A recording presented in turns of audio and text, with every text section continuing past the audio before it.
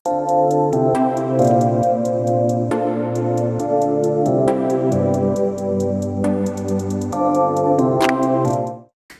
Friends, ഈ ഒരു video completely dedicated to already CAT 23 എഴുതി ക്രാക്ക് ചെയ്ത് ഓൾറെഡി ഏതെങ്കിലും ബി സ്കൂളിൽ കയറിയ അല്ലെങ്കിൽ വെയിറ്റ് ലിസ്റ്റിലുള്ള അല്ലെങ്കിൽ ഈ വർഷം എന്തായാലും ബി സ്കൂളിൽ കയറും എന്നുള്ള ആൾക്കാർക്ക് വേണ്ടിയാണ്. ഇതൊരു അപ്പീലാണ് ഓപ്പൺ ഡാറ്റ് ഫൗണ്ടേഷന്റെ ഭാഗമായിട്ട്. നിങ്ങൾക്ക് എല്ലാവർക്കും അറിയാം ഓപ്പൺ ഡാറ്റ് എന്താണെന്നും. നമ്മൾ കംപ്ലീറ്റ്ലി ഫ്രീ ആയിട്ട് കംപ്ലീറ്റ്ലി കമ്മ്യൂണിറ്റി എന്നുള്ള ആൾക്കാരെ തന്നെ വിളിച്ച്, അതായത് ഓൾറെഡി ഈ പറയുന്ന ബി സ്കൂൾസ് ക്രാക്ക് ചെയ്ത ആൾക്കാർ തന്നെ അവരുടെ ഫ്രീ ടൈമും അവരുടെ ഒരു വോളണ്ടിയറിംഗ് ആയിട്ട് തന്നെ തിരിച്ചു വന്നിട്ട് ആസ്പിറൻസിന് തിരിച്ചു കൊടുക്കുക എന്നുള്ള ഒരു ഉദ്ദേശത്തിലാണ്, അല്ലെങ്കിൽ ആ ഒരു മോഡലിലാണ് ഓപ്പൺ ഡാറ്റ് ഫൗണ്ടേഷന്റെ സക്സസ് മൊത്തം ഇതുവരെ ഉണ്ടായിട്ടുള്ളത്.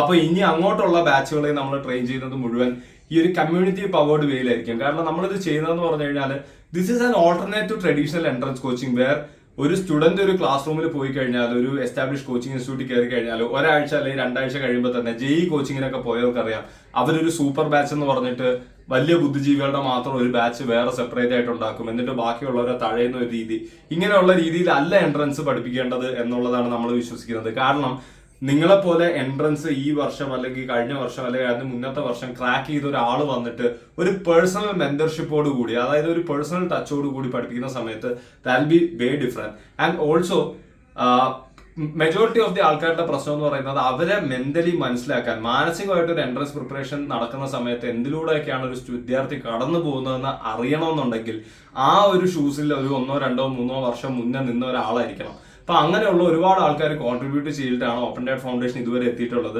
കാറ്റിനെ കുറിച്ച് പറയുകയാണെങ്കിൽ കാറ്റിന്റെ കോംപ്രഹെൻസീവ് റിസോഴ്സസ് ഇംഗ്ലീഷ് ലാംഗ്വേജിൽ നമുക്ക് അവൈലബിൾ ആണ്. ആൻഡ് ഇംഗ്ലീഷ് ലാംഗ്വേജിൽ തന്നെയാണ് കാറ്റ് പ്രിപ്പയർ ചെയ്യേണ്ടതെന്ന് ഞാൻ വിശ്വസിക്കുന്നു. ബിക്കോസ് ഒരു ഡെഡിക്കേറ്റഡ് ഇംഗ്ലീഷ് സെക്ഷൻ ഉണ്ട്. അപ്പൊ നിങ്ങൾ ഈ ഇംഗ്ലീഷിലുള്ള ലെക്ചേഴ്സും കാണുന്നു, അത് അണ്ടർസ്റ്റാൻഡ് ചെയ്യുന്ന സമയത്ത് ഡെഫിനറ്റ്ലി നിങ്ങളുടെ ഒരു ഇംഗ്ലീഷ് കമ്മ്യൂണിക്കേഷൻ കാര്യങ്ങളൊക്കെ ഇമ്പ്രൂവ് ആകും. പക്ഷെ ഒരുപാട് പേര് നമ്മളടുത്ത് ചോദിക്കുന്നുണ്ട്, നിങ്ങൾക്ക് മലയാളത്തിൽ കണ്ടന്റ് ഉണ്ടോ, തമിഴിൽ കണ്ടന്റ് ഉണ്ടോ, തെലുഗുവിൽ കണ്ടന്റ് ഉണ്ടോ എന്നൊക്കെ.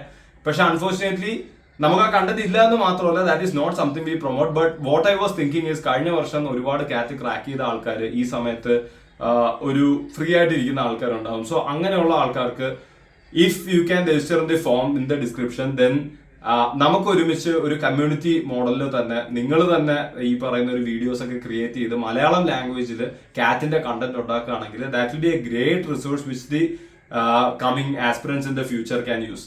സോ അങ്ങനെയുള്ള രീതിയിലാണ് നമ്മൾ ആ ഒരു അപ്പീലുമായിട്ടാണ് ഞാൻ ആക്ച്വലി ഈ വീഡിയോയിൽ വന്നിരിക്കുന്നത്. So if you feel like നിങ്ങൾക്ക് വേറൊരു വിദ്യാർത്ഥിക്ക് ഒരു കോൺസെപ്റ്റ് പഠിപ്പിച്ചു കൊടുക്കാനുള്ള ഒരു കഴിവുണ്ട്, അല്ലെങ്കിൽ you want to try something of this sort, then please do fill in the form. എന്നിട്ട് നമുക്ക് ഒരുമിച്ച് ആ ഒരു സംഭവം ക്രിയേറ്റ് ചെയ്ത് ഒരുപാട് ആസ്പിറൻസിനെ സപ്പോർട്ട് ചെയ്യാൻ പറ്റും. സോ വെരി ഷോർട്ട് വീഡിയോ, ഇത് മാത്രം നിങ്ങളുടെ അടുത്ത് കമ്മ്യൂണിക്കേറ്റ് ചെയ്യാൻ വേണ്ടിയാണ് ഈ ഒരു വീഡിയോ ചെയ്തത്. Thanks a lot for watching. By.